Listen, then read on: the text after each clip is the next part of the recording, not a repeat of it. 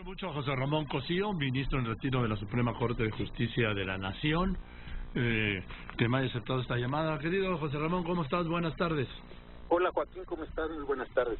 A ver, pues yo te aprecio mucho que me hayas contestado el teléfono para que nos des luces sobre este caso. Yo acabo de cometer un error porque dije que le habían dictado prisión preventiva oficiosa y ya me corrigieron que no, que es justificada en el caso de Rosario Robles. A ver, primero, ¿cuál es la diferencia entre una y otra, abogado, doctor Cosío? Mira, gracias. En el año 2008 se reformó el sistema penal mexicano para introducir este nuevo sistema penal acusatorio. Lo que se pretendió, además de la oralidad de los asuntos penales, esto que hemos ido poco a poco acostumbrándonos, tenía que ver también con un montón, así lo voy a decir, de cambios adicionales a la legislación penal. Uno de ellos muy importante es que solo por determinado tipo de delitos se iría a prisión preventiva. Esa reforma entró en vigor ya generalizadamente en el 2016. De forma tal que, a diferencia de lo que acontecía antes, donde la pena media aritmética superior a 5 años nos forzaba a que las personas fueran a prisión, ahora solo se va respecto de la lista que está prevista en la Constitución y en el Código Nacional de Procedimientos. ¿Qué delitos son los de delincuencia organizada? No se trata de personas, secuestros, últimamente se puso los electorales, también estos delitos contra los hidrocarburos. Entonces, esos delitos sí tienen, cuando se acusa, la condición de una prisión oficiosa. En los demás casos se puede lograr, pero esa es a petición del Ministerio Público, y siempre que el Ministerio Público justifique las razones por las cuales la persona va a enfrentar su proceso para definir si es culpable o inocente, privada o no privada de la libertad. Bien, en el caso de Rosario Robles, el delito por el que la procesaron o por el que la acusan es un delito no grave, ¿es correcto?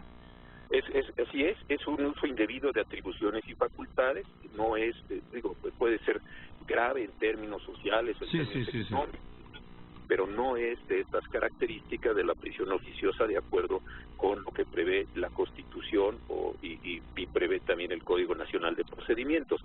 Por esa razón, ella compareció ante el juez, se desahogó la audiencia y al final el juez, a solicitud del Ministerio Público, decidieron someterla a prisión preventiva en tanto se desahoga este proceso penal. Pero no es por el delito del que la acusan, sino por el riesgo de que escapara, ¿es correcto? A juicio del Ministerio Público sí hay, sin embargo, varias cosas que ver. Parte del nuevo modelo penal que está rigiendo en el país es que estas medidas cautelares, una de ellas es la prisión preventiva, es para que no se evada. Lo que está a discusión, y me parece que es una discusión importante, es si la condición de Rosario Robles en concreto y si su situación ameritaba o no que la sometieran a esta prisión o que se le hubieran impuesto otras medidas cautelares, desde luego mucho menos restrictivas, mucho menos agresivas. Y yo creo que ese es el tema central a discusión en este caso, porque lo que prevé el Código Nacional de Procedimientos Penales es que la medida debe ser la menos intrusiva. El juez tiene que hacer toda una valoración. El juez pudo haberle pedido que se presentara periódicamente, que otorgara una garantía, se le pudieron haber inmovilizado las cuentas más allá de lo que se ha determinado. Un brazalete, quitarle el pasaporte, dar un aviso para que pudiera salir, en fin, resguardarle en su domicilio, varias medidas, pero se fue directamente a la última.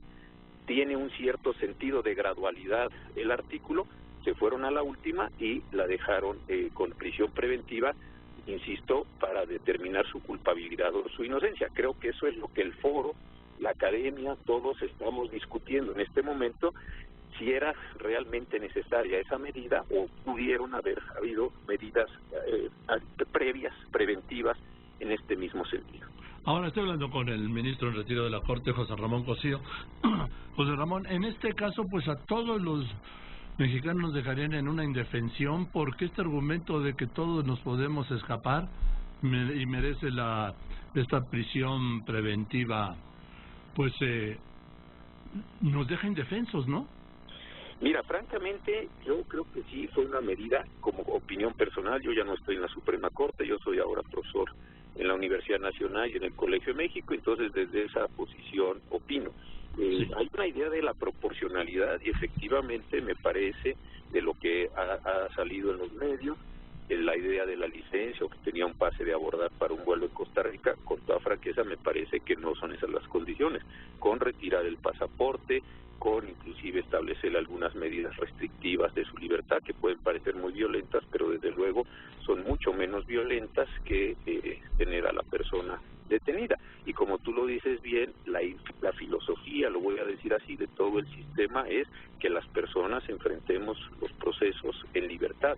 Esto tiene una condición también de garantía constitucional, no es simplemente una cuestión que esté a libre arbitrio del juez, sino que el juez tiene que fundar esto. Ahora, cabe un recurso de apelación contra esta decisión y en su caso también el juicio de amparo, para efectos de que no él ya el juez desde luego, sino sus superiores en materia jurisdiccional, inclusive en algún momento la primera sale de la Suprema Corte, puedan definir si efectivamente el juez actuó o no con esa proporcionalidad que le está exigiendo el Código de Procedimiento.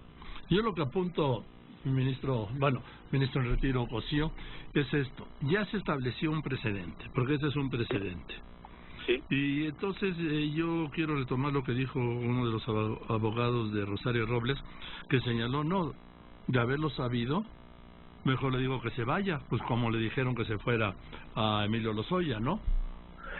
Sí, desafortunadamente y a lo largo del país de la historia nos podemos remontar, tú con toda la experiencia que tienes y todo lo que has vivido como comunicador, nos podemos remontar a casos antiquísimos. Se trajeron gente de distintos países, te acordarás un caso antiguo de Australia, en fin. Entonces, sí, el de Carlos Cabal de Australia.